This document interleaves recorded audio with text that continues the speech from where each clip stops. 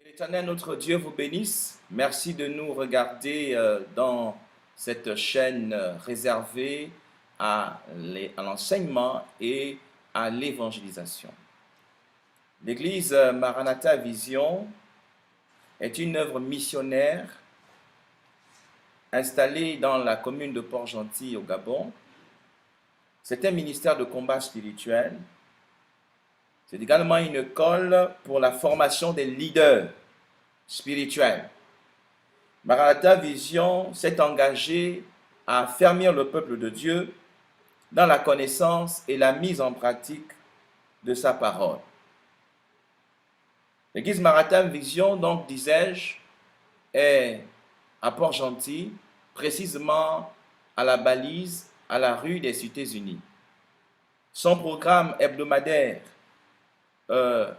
sera révisé parce que vous savez que pour le moment, nous sommes en confinement à cause du coronavirus. Toutefois, nous voulons juste vous signaler que Maranatha Vision se réunit en foyer de prière. Donc, dans la zone où vous êtes, il y a des foyers de prière dans des maisons. Pour ce soir, nous voulons vous entretenir concernant un sujet qui nous tient à cœur. Nous voulons donc vous parler de la destinée. Beaucoup d'hommes et de femmes souvent parlent de destinée sans souvent savoir exactement qu'est-ce que c'est. Premièrement, avant donc de libérer la parole du Seigneur, je voudrais qu'ensemble que nous puissions prier. Notre Père, notre Dieu, nous te sommes reconnaissants pour ce soir.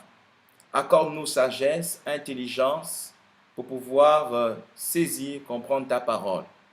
Laisse que ton nom soit glorifié au milieu de nous. À toi toute la gloire. Au nom puissant de Jésus, nous avons ainsi prié. Amen. Donc, shalom encore à tous.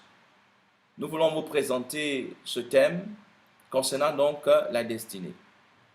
Deux passages nous a intéressés dans les Écritures. Le premier passage se trouve dans le livre de Job, chapitre 18, le verset 21. Job, chapitre 18, à partir du verset 21. Il est écrit « Point d'autre destinée pour le méchant, point d'autre sort pour qui ne connaît pas Dieu. » Permettez-moi de relire. « Point d'autre destinée pour le méchant, point d'autre sort pour qui ne connaît pas Dieu. » La deuxième portion des Écritures se trouve dans le livre des psaumes, le psaume 139, le verset 16. Le psaume 139, le verset 16, il est écrit « Quand je n'étais qu'une masse informe, tes yeux me voyaient, et sur ton livre étaient tous inscrits les jours qui m'étaient destinés, avant qu'aucun d'eux existât. »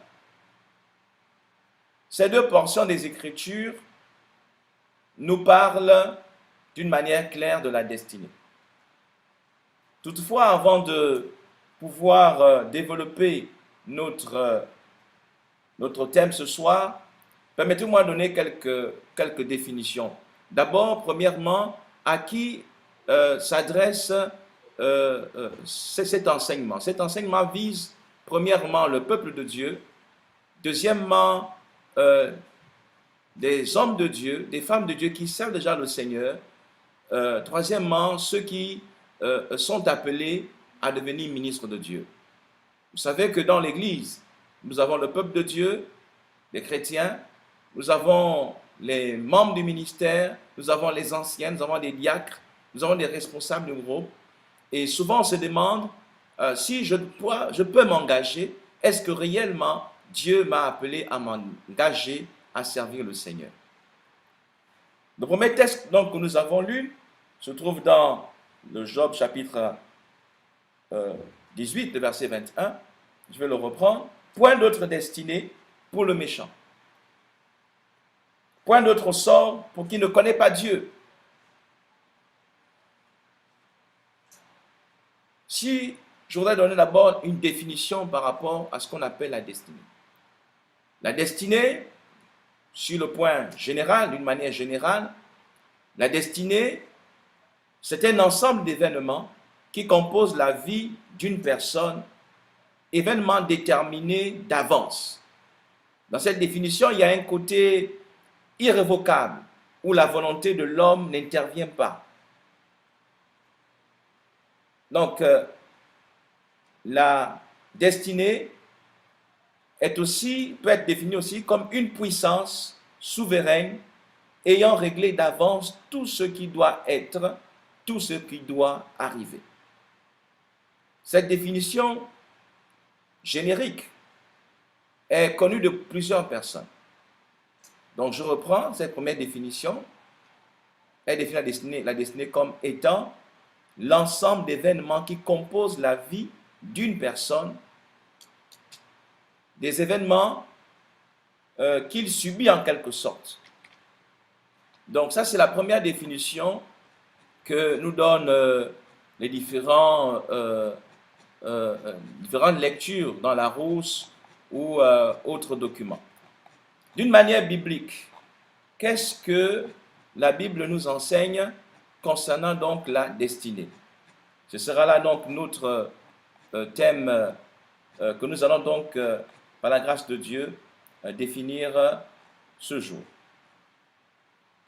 Alors, donc, d'une manière biblique, la destinée, en ce qui nous concerne, la destinée est la finalité de quelqu'un ou de quelque chose. Du point de vue biblique, la destinée est la finalité de quelqu'un ou de quelque chose.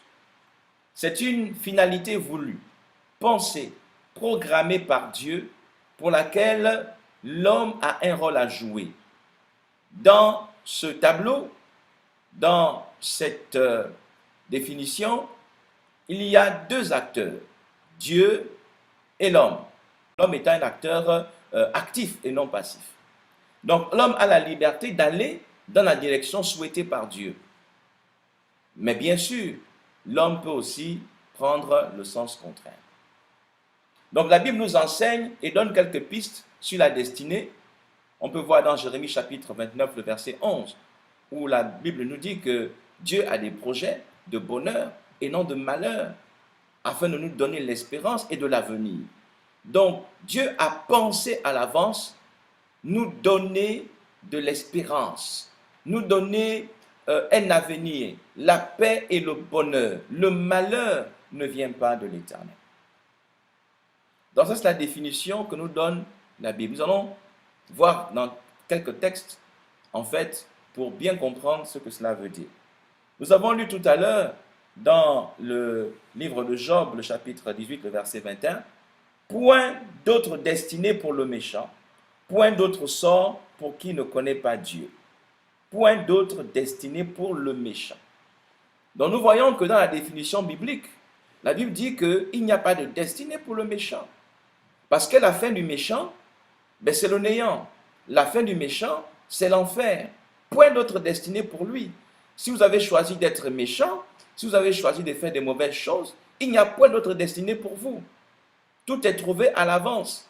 La Bible dit que la destinée, selon la Bible, c'est la fin, l'ensemble, c'est la finalité de quelqu'un ou de quelque chose. Donc, lorsque vous avez fait un rêve, vous avez fait un songe, où Dieu vous montre ce que vous serez plus tard, Dieu généralement montre la fin. Il ne vous montre pas les détails. Dans la Bible, il y a certaines personnes, en effet, qui ont eu la grâce de Dieu d'avoir certains détails de leur vie. Alors, la Bible donc nous enseigne que la destinée peut être connue à l'avance. Chaque homme a une destinée parce que Dieu a pensé nous la donner. Le deuxième texte que je voudrais lire se trouve dans le psaume 139, et c'est David qui, à son verset 16, il dit « Quand je n'étais qu'une masse informe, tes yeux me voyaient. Quand je n'étais qu'une masse informe, tes yeux me voyaient, et sur ton livre étaient tous inscrits les jours qui m'étaient destinés, avant qu'aucun d'eux existât. » Donc David dit clairement que avant, quand j'étais encore une masse dans le ventre de ma mère, il me connaissait. Il avait déjà pensé pour moi, pensé ce que je devais devenir. Donc il est important de comprendre que lorsqu'on devient chrétien, nous entrons dans la pensée de Dieu. Tu entres dans la pensée de Dieu lorsque tu donnes ta vie à Jésus. Donc, comme Jérémie, Dieu a dit à Jérémie, je te connaissais avant que tu ne fusses né. Lorsque tu étais encore dans le ventre de la mère, de ta mère, je t'avais déjà établi prophète des nations. Je prie Dieu afin que vous connaissiez quelle est votre destinée prophétique, que vous sachiez ce à quoi Dieu vous a appelé. Vous n'êtes pas venu sur la terre pour accompagner un homme, pour accompagner une femme. Vous êtes venu pour un but. Dieu crée toutes choses pour un but. Dans le livre de Galates, chapitre 1er, le verset 15, Paul confirme cette démarche. Il dit, ce que Dieu a prononcé depuis le sein de sa mère, c'est accompli. Paul dit clairement que Dieu, avant la fondation du monde, avant même qu'il ne fût né, Dieu l'avait déjà préparé à devenir un prédicateur de l'évangile. Mais nous devons également savoir que l'homme peut, par sa manière d'agir, être l'auteur de détruire la destinée, soit de la retarder, soit de la mettre en mal. Nous pouvons lire le livre de Deutéronome, chapitre 30. Deutéronome, chapitre 30, le verset 19. C'est un passage que beaucoup connaissent. Deutéronome 30, verset 19. Deutéronome 30, verset 19. Alors, il est écrit, Deutéronome 30, verset 19, « J'en prends aujourd'hui à témoin contre vous le ciel et la terre. J'ai mis devant toi la vie et la mort, la bénédiction et la malédiction. Choisis la vie afin que tu vives, toi et ta postérité. » Donc Dieu a pris à témoin la terre et le ciel et il place devant l'homme la bénédiction et la malédiction, la vie ou la mort. Donc l'homme a le pouvoir de choisir. Et du point de vue biblique, la destinée, les plans que Dieu s'est forgés pour toi, tu es libre de les accepter ou libre de les refuser. Et Dieu dit dans Deutéronome chapitre 30, le verset 19, de choisir la vie et non la mort, de choisir la bénédiction et non la malédiction. Donc l'homme a cette capacité de faire le choix, parce que l'homme peut faire échouer ou réussir ce que Dieu a pensé sur une nation ou un individu. Et nous voyons cela dans Jérémie chapitre 18, Jérémie chapitre 18, où Dieu parle aux hommes, et principalement à Jérémie, Jérémie chapitre 18, le verset 8 à 10. Jérémie 18, 8 à 10 est écrit, « Mais si cette nation sur laquelle j'ai parlé revient de sa méchanceté, je me répands du mal que j'avais pensé lui faire. Et soudain, je parle sur une nation, sur un royaume, de bâtir et de planter. Mais si cette nation fait ce qui est mal à mes yeux et n'écoute pas ma voix, je me répands du bien que j'avais eu l'intention de lui faire. » L'homme a le pouvoir de faire échouer le plan de Dieu. Dans ce texte, nous voyons que c'est Dieu lui-même qui parle. Il dit, si une nation sur laquelle j'ai parlé, par exemple de détruire cette nation, revient de sa méchanceté, Dieu dit, je me répands du mal que j'avais pensé lui faire. Et soudain, je parle sur une nation, sur un royaume, sur un individu, sur un frère, sur une sœur, tu reçois une révélation concernant ta vie, de bâtir et de planter.